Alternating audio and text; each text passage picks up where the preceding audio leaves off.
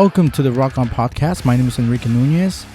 Yes, you probably don't know me. I'm a rock and roll photojournalist. I'm a creative overall. I am a videographer, photographer, production coordinator for the Acme Network. It's an animation program that connect students, high school and college students with animation professionals through video conferencing. So we've been doing that for 25, 28 years. Before Zoom was Zoom. Why is this podcast now existing? Why is it being produced? Well, I'm not really a big fan of calling this a podcast, but that's what it is nowadays. Actually, I am mainly, like I said, a photographer. I posted some of my interviews online, my collaborations with Rocker Industries magazine, which has been my creative outlet home for music journalism for about 10 years. Rock and Picks, which was my brand.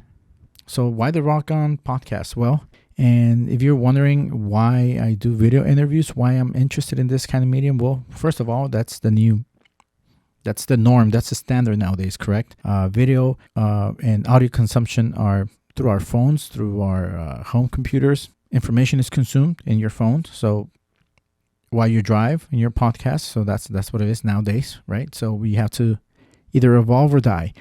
The Rock On podcast is mainly focused on the creative process of performers, primarily artists. That's what I know. Music, especially connections, relationships, networking. I've been part of here in the LA area music scene. The primary way that I would like this to exist will be through video interviews, but like I said, it's a new age. We consume interviews, audio while we drive, while we commute. Nowadays, this is what has to be done. When I say creative process, for me, I think there is a point A, point B of where you started and where you are now. We don't even consider where you're headed. It's just like life. You know that saying that life is a journey, not a destination. So I like to know and find out and get to know the performers, what it's taken them to get to where they are and where do they think they're heading to. The reason I do video interviews is pretty accidental. I started shooting concerts, and there were times where a publicist would only offer, or the band only had one ticket for a photojournalist. And I'm not a fan of concert reviews. I've never been a fan of that. I don't want to spend my time typing up. I'm not a creative writer.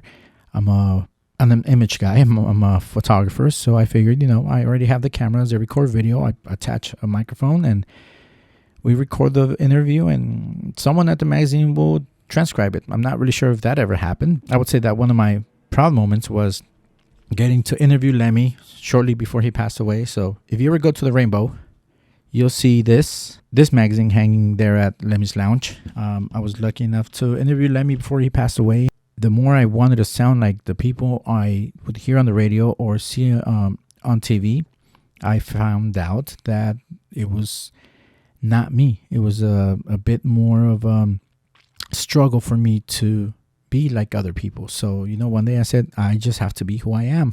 One of my favorite stories is Dave Lombardo. When I asked him a couple of questions, one question in Spanish, and he replied in Spanish. And I looked up different YouTube videos to see if there was any other interview in Spanish, and I couldn't find any. Maybe there are, but so far, the only time I've been able to see Dave Lombardo speak in Spanish, the more I wanted to sound like the people on the radio, on TV, the more I felt like it was forced. My sister, Yvette, she attended UC Berkeley and was directly involved with an event where they had Lars Ulrich, James Hetfield. Lars' dad, I think the graphic designer for Amazon and Coke, if I'm not mistaken. That took place about 6 years ago. Seeing my little sister, there's been many situations. I'm sure I will be sharing some of my moments where I was ready to quit music photography, and all of a sudden, there was a situation where it just kind of was a message telling me, just hold on, give it one more shot, just hold on. You cannot give up right away. So that's what we want to do with Rock On Podcast. Now, this is going to be a very short episode. It's just an intro episode, but I figured who better to help me open this episode, this podcast, than an interview with my friend Jack Lue. Now, it is an interview from last year during the celebration of Guns N' Roses' Appetite for Destruction. I was pretty excited to attend that because Jack Lue is known as the original Guns N' Roses photographer. We got a chance to sit down and chat about his involvement with Guns N' Roses' early days during the celebration of the Appetite for Destruction, the 35th anniversary. So I felt that was one good episode to start off with. I look forward to sitting down with not only musicians, but actors, people in different aspects and careers, but heavily influenced by music, what their creative process is when creating what they do. Thank you very much for taking a few minutes to listen to my intro podcast. We look forward to having you join us along this ride. And I would like to invite some of these musicians and creators to come join me here in my studio. There's people along the way in what I do that have inspired me, that have encouraged me to keep going. Two major events that helped me get going with my music photography. One of them was my friend Nigel Skeet and Mandy Artusato. Nigel was a Sick Puppies photographer. I would see him, shooting the concerts, side stage, backstage. I used to think, that's what I want to do. That's who I want to be. It was an inspiration for me to pursue this. The one advice that he gave me once was, whenever you find an artist, a band, an act that you truly believe in, just follow them, stay with them. So instead of him pushing me away, he actually invited me to come along and shoot some pictures. That really inspired me. That was really touching. I thank him every time I see him. He could have just easily pushed me away and say, hey, I am the photographer. You'll come across a lot of people like that. In that case, he wasn't. Pretty much set a bar of how I wanted to be around the people whom I shared the pit with. And then the other one was my buddy Mandy Artusato. She had a band called Curse Lullaby. And I remember I was shooting my friend's band, Cage 9. My car broke down. My lens broke. And I thought to myself, well, this is it. What am I even doing here? What a loser you are today. And this is not for you. So I was pretty much ready to quit rock and roll photography that day. I think it was 2007, 2008.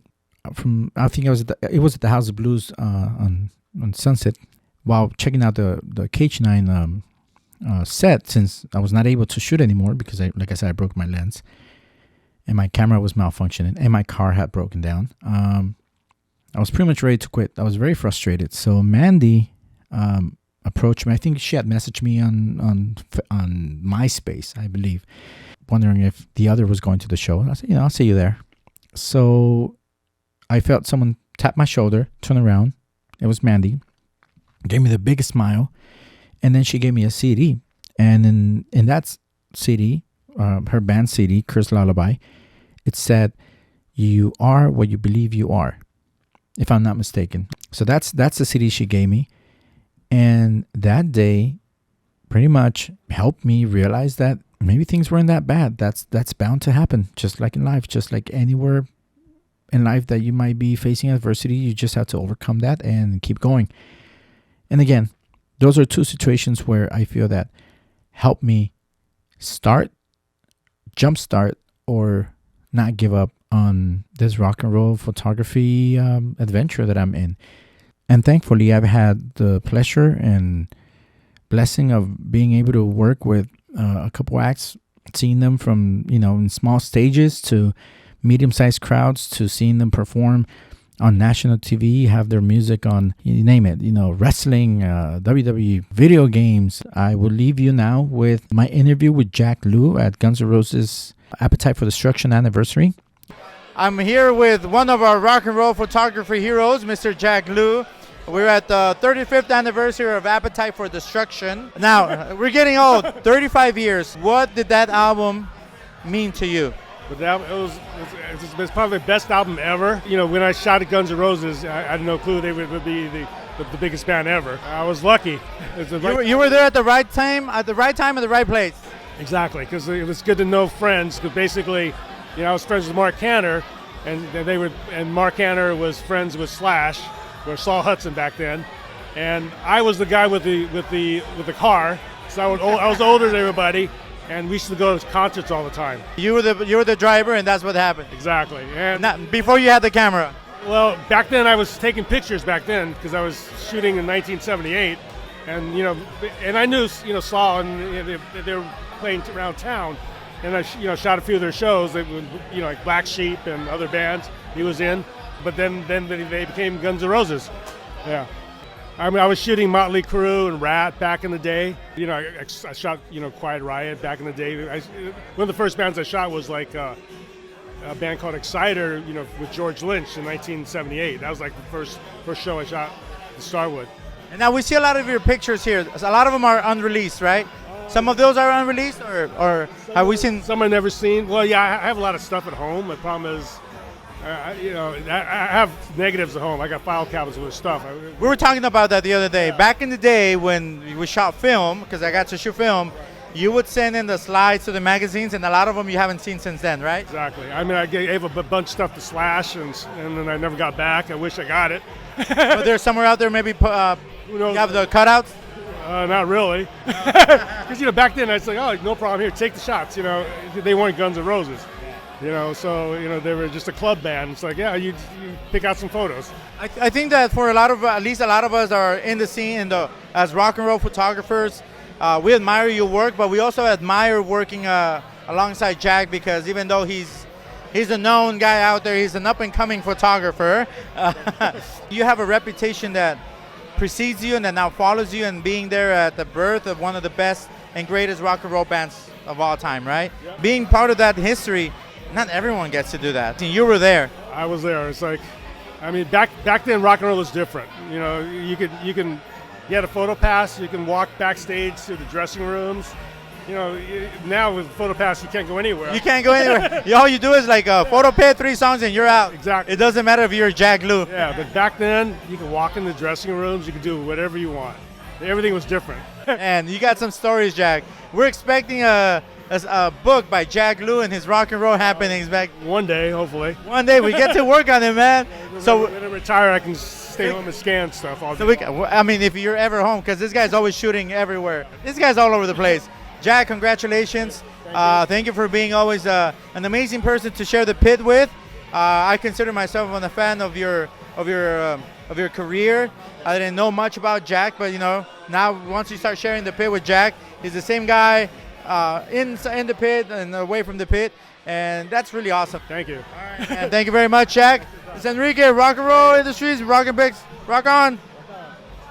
I look forward to sitting down with many of you performers.